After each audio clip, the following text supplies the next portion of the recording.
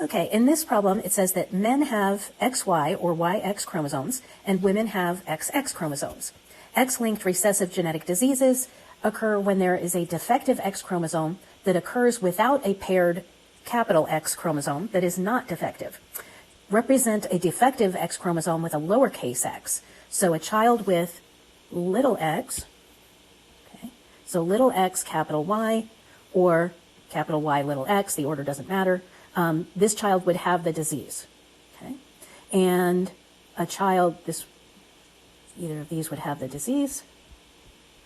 If the child has two large X, or XY, or YX, or little x paired with a big X, or big X with a little x, the order doesn't matter again, then these would not have the disease. Okay, so each parent contributes one of the chromosomes to the child. Complete the parts below. So here we have a father has the defective X chromosome and the mother has good big X chromosomes. So we're going to make a Punnett square. This is one way of approaching this. So we're looking for what the father has to contribute in terms of chromosomes, and then what the mother has to contribute in terms of chromosomes. So here we have the little x, and then these are each big X's. So if the father contributes the little x, the mother is contributing a large X, and the same thing here. And then we have the father contributing a big Y and the mother contributing a big X.